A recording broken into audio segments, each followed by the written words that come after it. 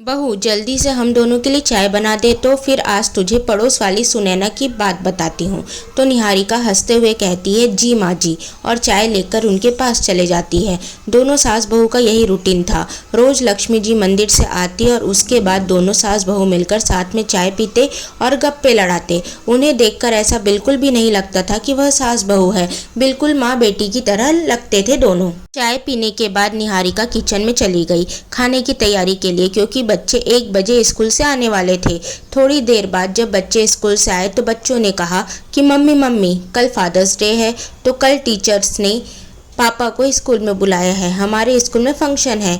तो निहारिका कुछ ना बोली, वह रूम में चली गई। लक्ष्मी जी यह बात सुन ली तो उन्होंने बच्चों से कहा कि बेटा, मैं और तुम्हारी मम्मी चलेंगे ना कल फादर्स डे सेलिब्रेट करने, क्योंकि मम्मी ही तुम्हारी पापा भी है अब। निहारिका रूम में आने के बाद रंजीत को याद करके रोने लगी और वह पुरानी यादों में खो गई। शादी की शुरुआती दिनों में जब निहारिका इस घर की बहू बनकर आई थी, रंजीत और लक्ष्मी जी ने उसे खुले दिल से अपनाया था। लक्ष्मी जी कभी भी उसकी सास की तरह नहीं रही, हमेशा उसकी माँ की तरह रही। देखते ही देखते दिन बीतते गए और निहारिका ने 2 प्यारे बच्चों को जन्म दिया। सब कुछ ठीक चल रहा था। रंजीत रोज सुबह 8 बजे ऑफिस के लिए निकल जाता तो वह शाम को 7 बजे घर आता। फिर वह अपना पूरा टाइम अपनी फैमिली के साथ बिताता था। धीरे धीरे जब बच्चे बड़े होने लगे तो रंजीत की सैलरी कम पड़ने लगी, क्योंकि एक अकेले आदमी पर ही पूरी घर की जिम्मेदारी थी। उसमें लक्ष्मी जी की तबीयत भी आए दिन खराब रहती थी, तो उनके डॉक्टर और मेडिसिन का खर्च अलग। एक दिन रंजीत अपने दोस्त के साथ बैठा था तो दोस्त ने बातों ही बातों में बताया कि रंजीत, दिल्ली में एक कंपनी में अभी बहुत अच्छी वैकेंसी आई है और वहाँ पर सैलरी भी 60,000 मिल रही है।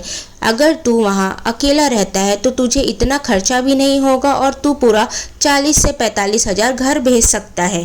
रंजीत को अपने दोस्त की बात अच्छी लगी और उसने कहा कि मैं घर में बात करके तुझे बताता हूँ। तो रंजीत ने दोस्त से कहा कि हाँ भाई, तू जल्दी बता देना ताकि मैं तेरे लिए वहाँ पर बात कर सकूँ। तो रंजीत ने हाँ में सिर हिलाया।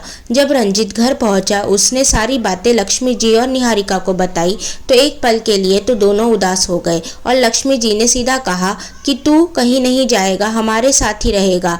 ऐसा पैसा भी क्या काम का जो परिवार को साथ ही न रख पाए।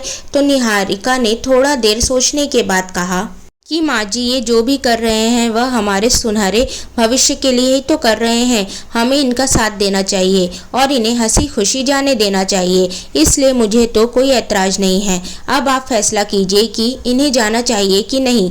तो लक्ष्मी जी ने कहा कि देख बेटा, अगर बहू को कोई ऐतराज नहीं है तो मुझे भी कोई आपत्ति नहीं है, तो जा अच्छे से मन लगाकर काम कर। माँ और पत्नी की मंजूरी मिलने पर रंजीत ने तुरंत अपने दोस्त को फ़ोन लगाया और कहा कि भाई, तू मेरे लिए बात कर लेना। 1 हफ्ते के बाद रंजीत दिल्ली चला गया। उसके जाने के बाद निहारिका बहुत रोई, पर उसे इस बात की खुशी थी कि उसका पति जो भी कर रहा है वह उसके और उसके बच्चों के अच्छे भविष्य के लिए कर रहा है। रंजीत और निहारिका की रात में 1 घंटे बात होती थी। रंजीत रोज निहारिका को फ़ोन करता और अपनी पूरी दिन की बात बताता और इधर निहारिका भी अपनी एक एक बात शेयर करती। देखते ही देखते रंजीत को दिल्ली में काम करते हुए पूरा 1 साल हो गया। इस 1 साल में रंजीत मुश्किल से 7-8 बार ही अपने घर आ पाया, फिर भी निहारिका खुश रहती थी। लेकिन एक बार जब रंजीत छुट्टी में घर आया तब रंजीत का व्यवहार निहारिका के लिए थोड़ा बदला बदला सा था, पर निहारिका ने इस बात को अनदेखा कर दिया। रंजीत के जाने के बाद रंजीत का अब निहारिका को रोज फ़ोन नहीं आता था और जब निहारिका रात में कॉल करती तो वो उठाता नहीं। वह निहारिका को कॉल बैक भी सुबह या तो फिर ऑफिस के टाइम पर करता और 5 मिनट बात कर काम का बहाना करके फ़ोन रख देता था। रंजीत अपनी माँ को जरूर फ़ोन करता और बच्चों से भी बात करता, पर वह निहारिका का एक बार भी जिक्र नहीं करता। निहारिका इस बात पर ज़्यादा ध्यान भी नहीं देती थी। एक बार निहारिका को रात में अच्छा नहीं लग रहा था तो उसने रंजीत से 2-3 बार कॉल किया। आखिरी बार उसने सोचा कि चलो एक बार और ट्राई कर लेते हैं, क्या पता इस बार रंजीत कॉल उठा ले। तो जब निहारिका ने आखिरी बार कॉल किया तो वहाँ से किसी लड़की ने कॉल उठाया। तो निहारिका ने पूछा कि आप कौन बोल रही हो, यह तो रंजीत का फ़ोन है ना। तो उसने कहा कि मैं रंजीत की वाइफ बोल रही हूँ। यह बोलकर उस लड़की ने फ़ोन काट दिया। इधर निहारिका के तो होश ही उड़ गए। फिर उसने सोचा कि ऐसे मन में ख्याली पुलाव पकाने से कुछ नहीं होगा। जब रंजीत 2 दिन बाद घर आएंगे तो मैं उनसे खुद ही सामने से पूछ लूँगी कि यह सब क्या है। उधर उस लड़की ने रंजीत को बता दिया था कि रंजीत, तुम्हारी पहली पत्नी का फ़ोन आया था तो मैंने उसे बता दिया था कि मैं आपकी वाइफ हूँ। 2 दिन बाद जब रंजीत घर गया तो निहारिका ने उसके साथ वैसा ही व्यवहार किया जैसे वह पहले करती थी। रंजीत निहारिका से नजरें चुरा रहा था और वह उससे बात करने से भी बच रहा था। रात में सबके सो जाने के बाद निहारिका ने देखा कि रंजीत हॉल में फ़ोन चला रहा है, तो निहारिका ने रंजीत के पास जाकर कहा कि रंजीत, रूम में चलो, मुझे आपसे कुछ ज़रूरी बात करनी है। तो रंजीत रूम में चला गया। वहां जाकर निहारिका ने सीधा पूछा, क्या आपने दूसरी शादी कर ली है? तो रंजीत ने कहा कि हाँ, मैंने दूसरी शादी कर ली है। उसमें क्या? तो निहारिका धड़ाम से बिस्तर में बैठ गई और उसकी आंखों से आंसू बहने लगे। फिर वह अपने आप को थोड़ा संभालते हुए बोली कि मुझ में ऐसी क्या कमी थी कि आपको दूसरी शादी करनी पड़ी? तो रंजीत ने कहा कि देखो निहारिका, तुम मेरा घर, मेरी माँ और मेरे बच्चों को बहुत अच्छे से संभालती हो, पर मुझे जैसी लड़की चाहिए वह सब काव्या में है। मुझे आज के ज़माने की मॉडर्न पढ़ी लिखी लड़की चाहिए, जो कि मुझे मिल गई, और जिस हिसाब से मेरी सैलरी है और मेरी लाइफस्टाइल है उसमें काव्या ही सूट होती है, तुम नहीं। बोलकर रंजीत रूम से बाहर निकल गया और निहारिका उसे अपनी ज़िंदगी से और रूम से बाहर जाते हुए बस देखती रह गई। दूसरे दिन जब रंजीत सोकर उठा तो देखा कि निहारिका एकदम नॉर्मल है और वह रोज की तरह अपना काम कर रही है। तो उसे लगा कि शायद निहारिका ने मेरी दूसरी शादी की बात एक्सेप्ट कर ली है और वह यह बात का बतंगड़ नहीं बनाना चाहती। पर थोड़ी देर बाद राधिका रंजीत और लक्ष्मी जी के लिए चाय लेकर आई और रंजीत को कड़क शब्दों में कहा कि रंजीत, मैंने आज वकील को बुलाया है तलाक के कागज लेके। निहारिका की बात सुनकर लक्ष्मी जी चौंक पड़ी। तो लक्ष्मी जी ने कहा कि बहू, यह क्या बोल रही हो तुम?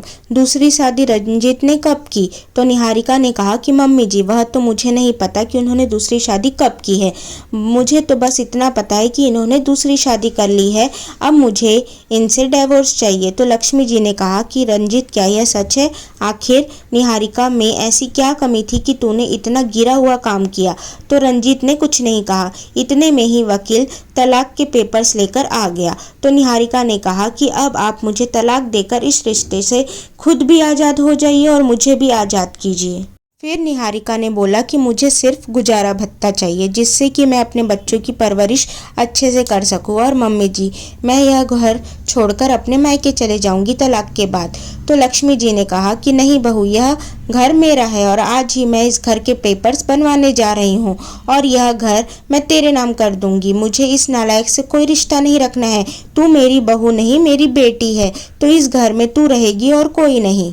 थोड़े दिन बाद रंजीत और निहारिका का तलाक हो गया और रंजीत को हर महीने निहारिका और उसके बच्चों को 25,000 रुपये देने पड़ते।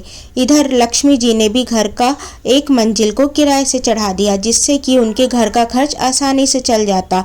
इस प्रकार दोनों सास बहू माँ बेटी की तरह रहते और अपना जीवन व्यतीत कर रहे हैं। दोस्तों, अगर आपको यह कहानी पसंद आए तो प्लीज़ इस कहानी को लाइक करें, शेयर करें एंड चैनल को सब्सक्राइब करें। Thank you for watching. Thank you.